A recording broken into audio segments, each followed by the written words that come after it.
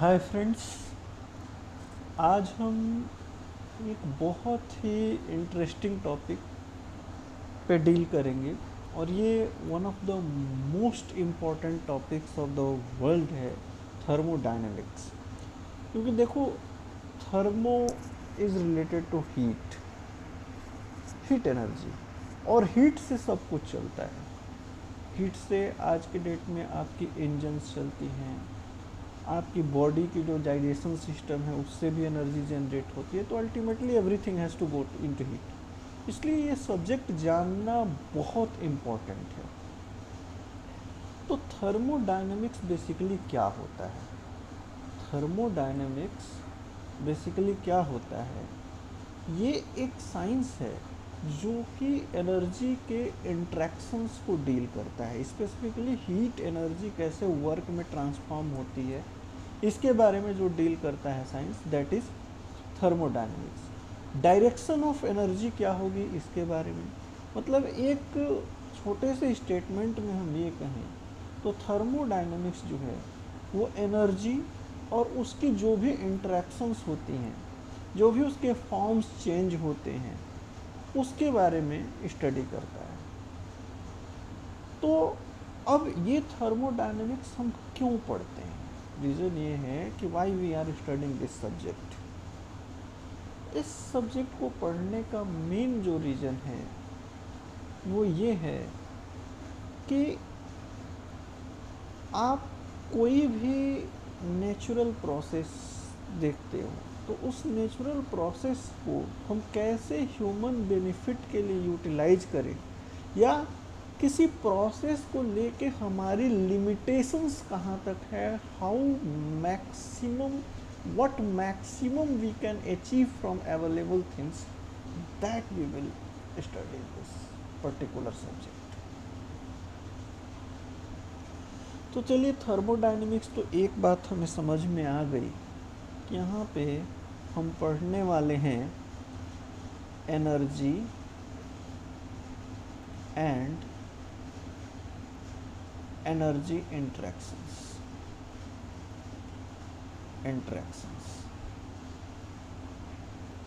अब इस energy interaction में उस एनर्जी से हम कैसे वर्क निकालेंगे, that we will study, and how much energy is being destroyed, how much energy is increasing the randomness of the universe, that we will study. How much energy we can utilize from the available energy, from the energy that is available in the nature, that we will study. So that we will study in this particular subject, and so this subject is very much important for us. Now let us know some general terms, some way of studies that will be utilized in this particular subject. देखो, जब भी किसी subject की हम study करते हैं तो दो तरीके की स्टडी होती है। जब आप किसी पर्टिकुलर थिंग की स्टडी कर रहे हो तो उसमें दो तरीके की स्टडी होती है। एक स्टडी होती है दैट इज़ मैक्रोस्कोपिक, और दूसरा होता है माइक्रोस्कोपिक।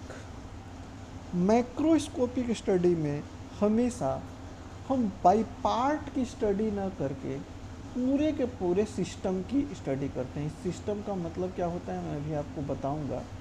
पूरे के पूरे सिस्टम की स्टडी करते हैं। जैसे मान लो एक रूम है, उस रूम के अंदर पूरे एयर का प्रेशर एक जगह से हमने से कहीं से उठा लिया, एवरेज प्रेशर हमने ले लिया, दैट इज़ मैक्रोस्कोपिक स्टडी। लेकिन हर एक एटम की काइनेटिक एनर्जी की हम स्टडी कर रहे हैं, उसको समझने की कोशिश कर रहे हैं, उसके मोशन, वाइब्रेशंस, वो समझने की हम कोशिश कर रहे हैं, तो that deals with microscopic study. I think आप लोग का ये जो डिफरेंस है वो क्लियर हो गया होगा। मैक्रोस्कोपिक स्टडी मतलब आप किसी बड़े से बल्ब को लेके स्टडी कर रहे हो, माइक्रोस्कोपिक स्टडी का मतलब उसके छोटे छोटे पार्ट्स की डिटेल्स की स्टडी करके कल्मिनेट करके आप पूरे सब्जेक्ट की वो कर रहे हो। फिलहाल जो हमारी अप्रोच रहती है इंजीनियरिंग थर्मोडायनेमिक्स को लेके, most of the time we utilise macroscopic study. लेकिन कहीं कहीं पे जाके हमको माइक्रोस्कोपिक स्टडी भी करनी पड़ती है, जहाँ पे केमिकल्स का यूज होता है वहाँ पे हमको उसमें घुसना पड़ता है। अभी मैं आपको माइक्रोस्कोपिक स्टडी के साथ ही लेके चलूँगा, तो दिमाग में क्लियर रखना कि जो भी हमारा मतलब स्टडी हो रहा है वो हम माइक्रोस्कोपिक लेवल पे बात करेंगे। जहाँ पे माइक्रोस्कोपिक की बात आएगी मैं आपको बता दूंगा कि ये कॉन्सेप्ट माइक्रोस्कोपिक स्टडी से कैसे समझा जा सकता है। ओके, तो मैंने एक वर्ड यूज किया सिस्टम। अब कुछ टर्मिनोलॉजीज थर्मोडायनेमिक्स में हमेशा यूज होती रहेंगी, जिसको आप लोगों के लिए समझना बहुत ज़रूरी है, बेहद ज़रूरी है। तो चलिए उन टर्मिनोलॉजीज़ को समझते हैं ताकि आपको आगे आने वाले समय में दिक्कत ना हो, और फिर हम आगे बढ़ेंगे इसमें। तो पहला जो टर्म मैंने अभी बोला, system. System, what is this system? System means the particular zone, the particular area, the particular region, the particular space that is being studied, that is being analyzed. एक पर्टिकुलर एरिया, एक particular zone, एक particular space जहाँ पे जिसकी आप study कर रहे हो। सपोज दैट मैं एक एग्जांपल ले लेता हूँ। जैसे हमारे पास एक ग्लास है, इस ग्लास में वाटर फील्ड है, ये वाटर फील्ड है।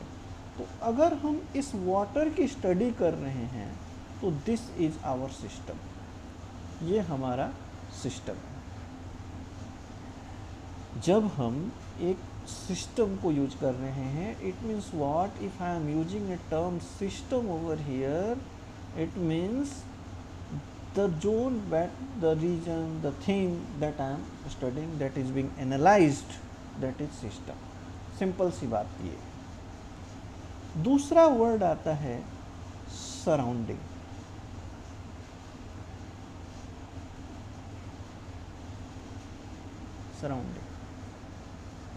सराउंडिंग क्या होता है? अब ये ग्लास ऑफ वाटर को छोड़ के जो भी आपको यहाँ पे साइड में दिखाई देगा, that is what? Surrounding. Except system, system के अलावा जो भी आपको चीज़ दिखाई देती है, that is surrounding. तो याद रखिए, everything that is external to the system is termed as surrounding.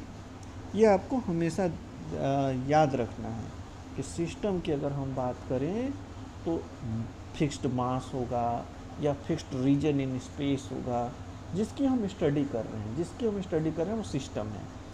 Surrounding क्या है? उसको छोड़ के बाकी जो बचा सराउंडिंग है। ये दोनों सिस्टम और सराउंडिंग जब मिलते हैं,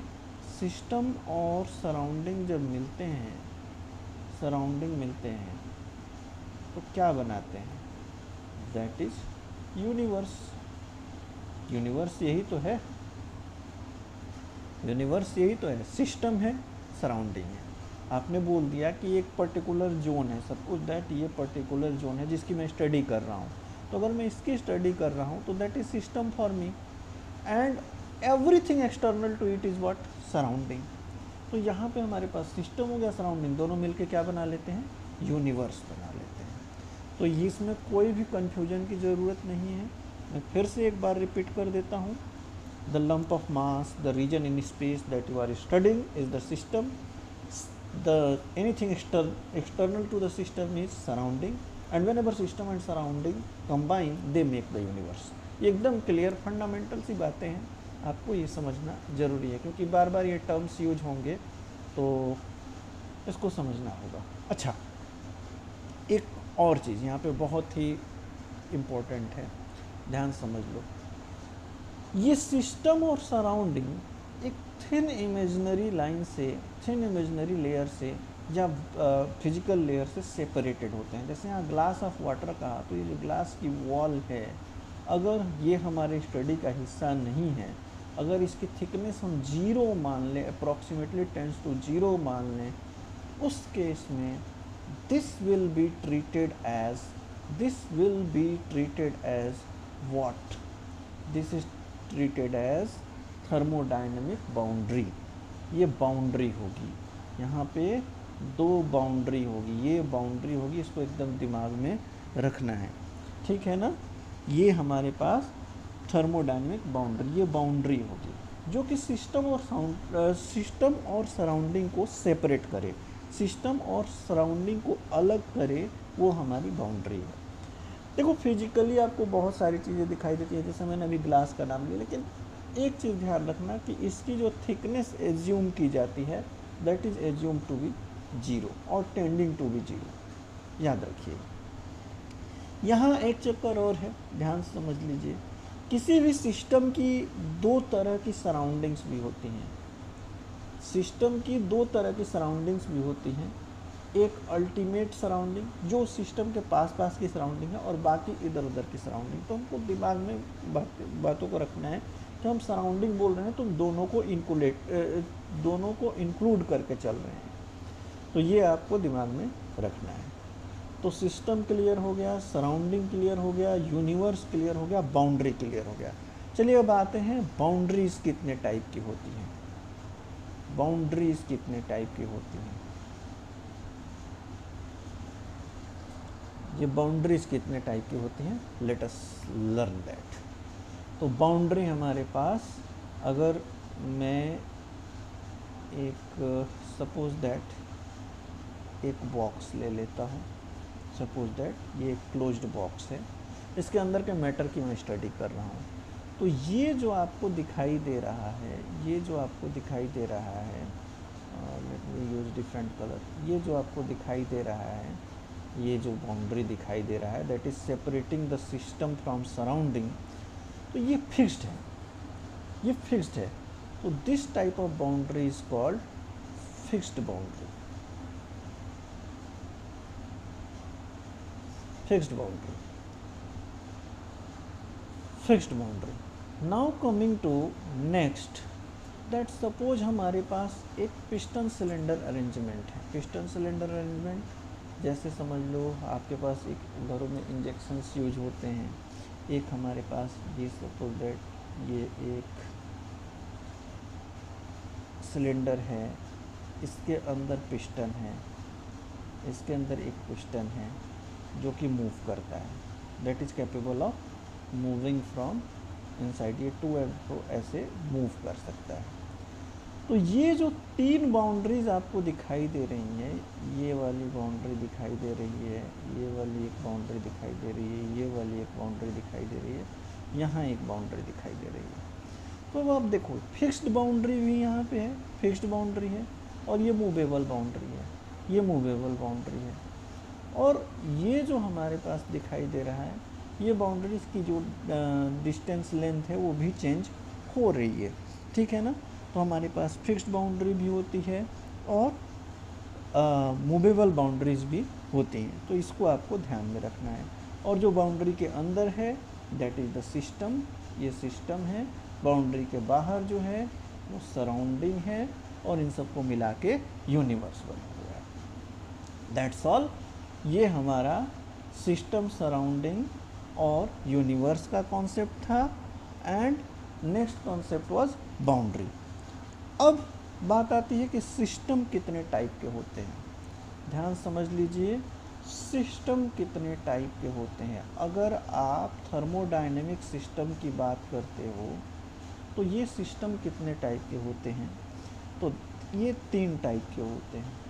अभी मैं सबके बारे में बता दूंगा। This are of 3 type. अभी बताऊंगा कैसे। Open system, second is closed system, and third is isolated system. Isolated system. Open system क्या होता है?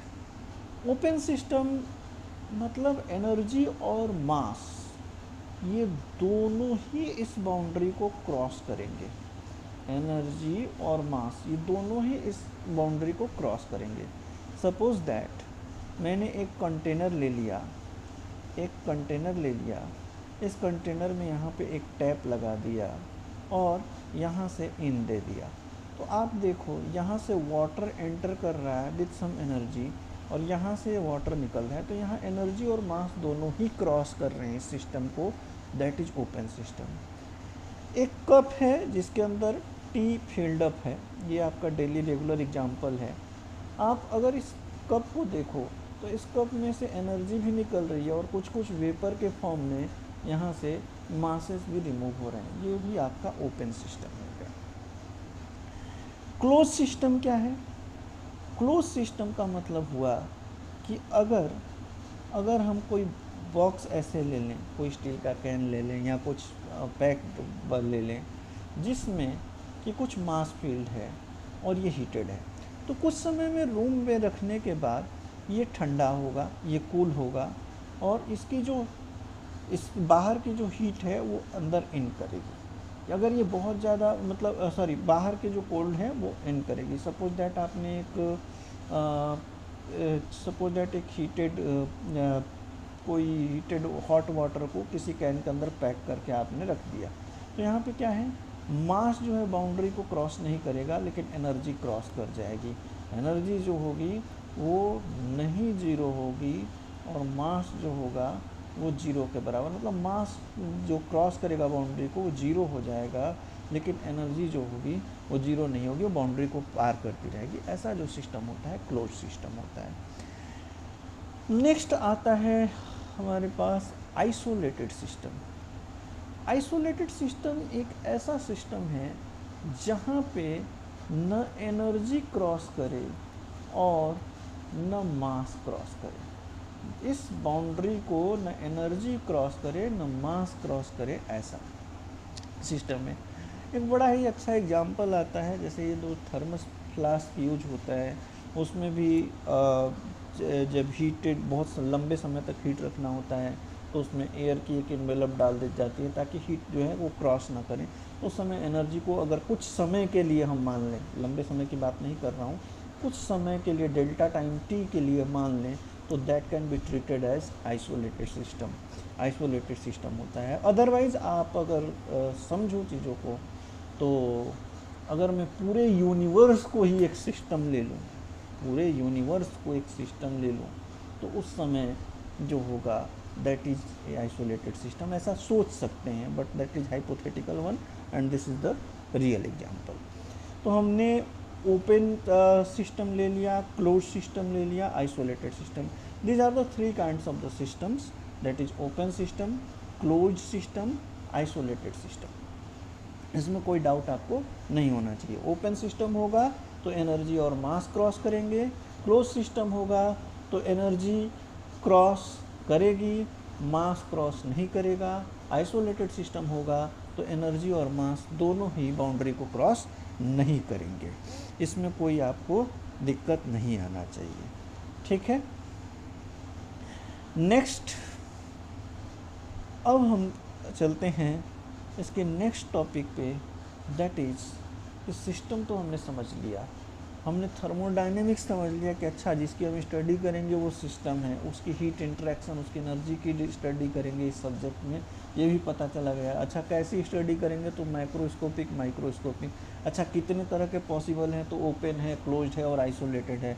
But the thing is that कि कुछ ना कुछ ऐसा हो जिसको हम मेजर कर सकें, मेजर करके बता सकें, तभी तो हम किसी चीज़ की स्टडी करेंगे। किसी चीज़ की स्टडी अगर हम करते हैं तो ये एकदम क्लियर रहना चाहिए हमारे दिमाग में कि उसको मेजर करना, उसको डिस्प्ले करना, that is very important.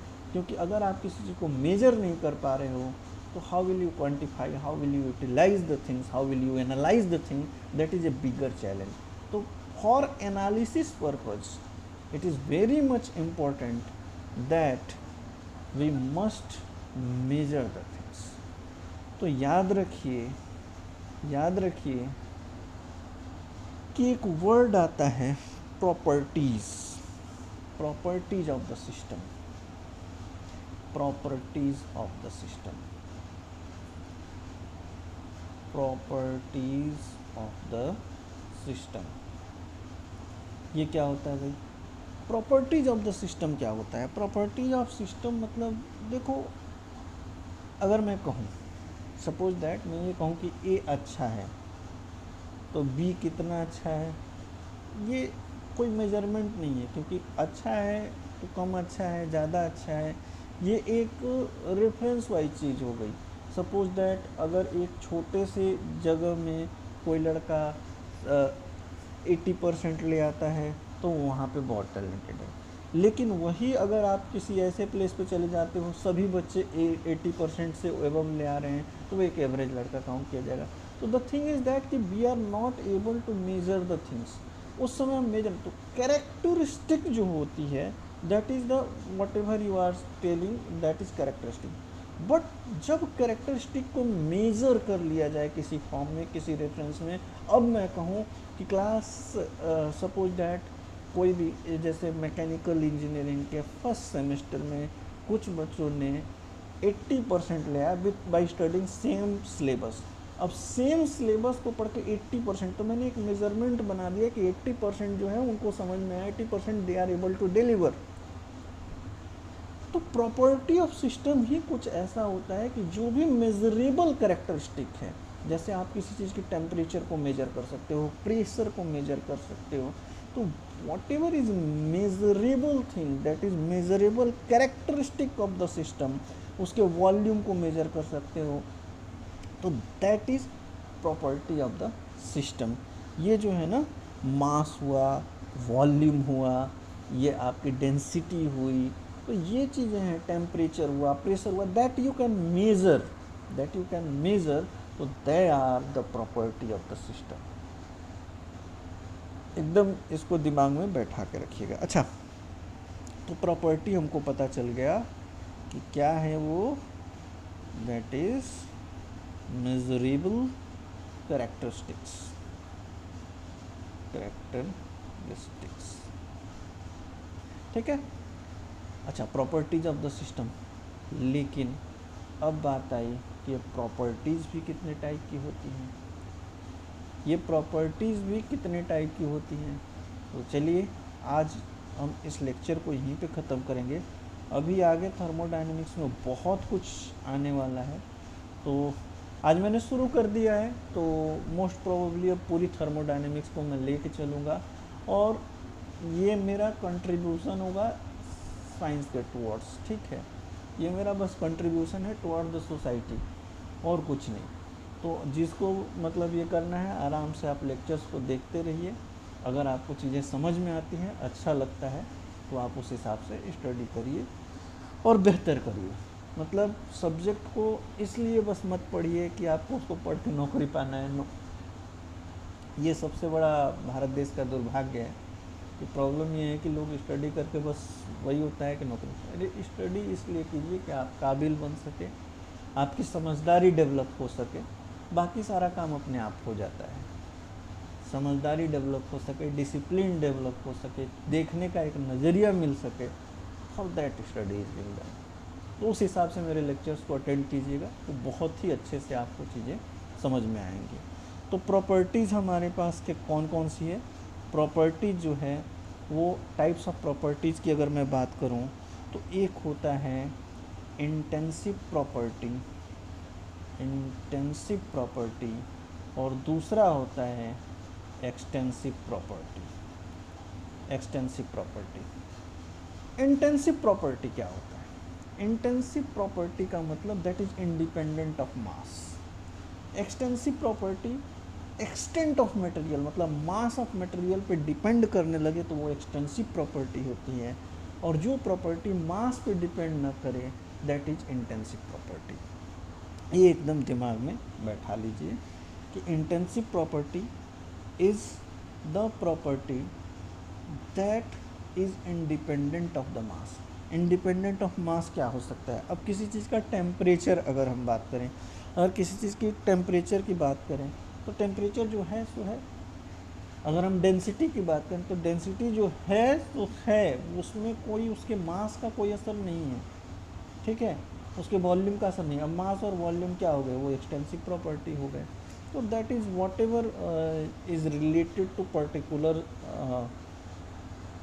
Particular system and is measurable, that is property, and there are two categories, either it has to be dependent on mass or independent on mass. When dependent on mass, that is extensive property. When independent of mass, that is intensive property. That's all. उसमें कोई घबराने वाली बात नहीं है।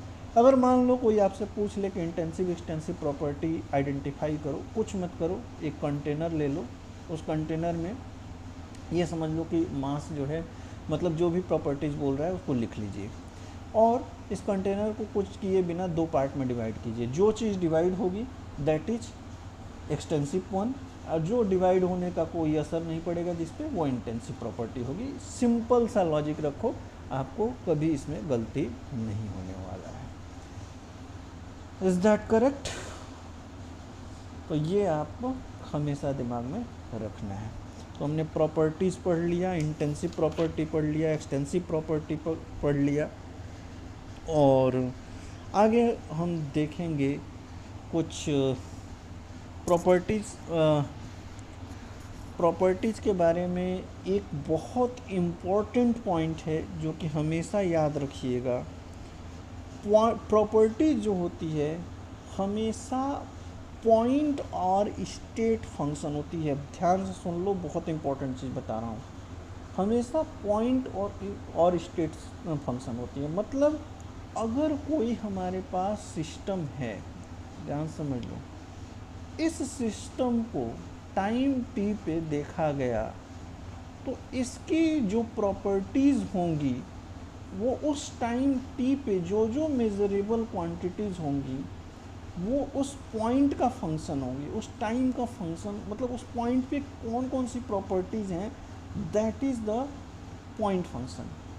लेकिन अगर यही स्टेट, यही जो सिस्टम है, कुछ समय बाद आपने हीट दे के या कुछ दे के इसको चेंज कर दिया, चलो कुछ बता ही रहा हूँ तो और आगे भी बता देता हूँ। ये हमारे पास कोई पॉइंट है ए, इस पॉइंट ए पे कोई सिस्टम है, तो इसका एक टेम्परेचर होगा, एक प्रेशर होगा, एक वॉल्यूम होगा, सारी प्रॉपर्टी फिक्स होंगी। ये पॉइंट फंक्शन है। लेकिन आपने क्या किया, इसको हीट किया, आपने टेम्परेचर बढ़ाया और ये पहुंच गया किसी पर्टिकुलर पॉइंट बी पे।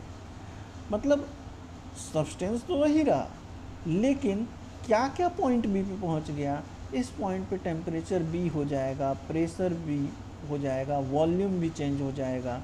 तो देखो, जैसे ही हमारे पास चेंजेस इन प्रॉपर्टी मिले तो इसका जो स्टेट है वो दूसरे पॉइंट पे ऑब्जर्व होगा। इसका मतलब क्या हुआ कि एक फिक्स्ड प्रॉपर्टीज़ पे, एक फिक्स प्रॉपर्टीज़ पे एक पॉइंट होता है, that is state of the system. ये स्टेट ऑफ द सिस्टम जब दूसरे पॉइंट पे पहुंचा तो वहाँ पे प्रॉपर्टीज़ बदल गई। तो ये जो प्रॉपर्टीज़ होती हैं वो पॉइंट फंक्शन होती हैं। अब ध्यान समझ लो, यहाँ जिस से एक पॉइंट से दूसरे पॉइंट पे स्टेट ने मूव किया, मतलब इसकी प्रॉपर्टीज ने एक लेवल से दूसरे लेवल में क्रॉस किया, तो जो इसके साथ किया गया यहाँ से यहाँ तक मूव करने के लिए यही प्रोसेस होती है, जिसके द्वारा एक सिस्टम दूसरे सिस्टम में मूव करता है। तो ये एक प्रोसेस होती है। एक पॉइंट, एक जैसे प्रॉपर्टीज अल्टर होती हैं, एक पॉइंट से दूसरे पॉइंट मूव किया, तो दैट इज़ द प्रोसेस। याद रखिएगा, एकदम क्लियर। मतलब एक इक्विलिब्रियम कंडीशन हमारे पास अवेलेबल है, एक इक्विलिब्रियम कंडीशन से दूसरे इक्विलिब्रियम कंडीशन में जाने के लिए जो भी आप यूज करते हो दैट इज कॉल्ड प्रोसेस। तो चेंज इन स्टेट क्या कहा जाता है, प्रोसेस कहा जाता है। और एक इक्विलिब्रियम सिस्टम को, उसको स्टेट बोला जाता है। इक्विलिब्रियम में क्या होगा, टेम्परेचर, प्रेशर, वॉल्यूम सब कुछ फिक्स होता है, मतलब डिफाइंड होता है। याद रखना, इसमें भूलने वाली बात नहीं है। अब प्रोसेस के बारे में हम नेक्स्ट लेक्चर में पढ़ेंगे। यहाँ तक अगर आपको कोई भी डाउट आता है तो you can ask from me.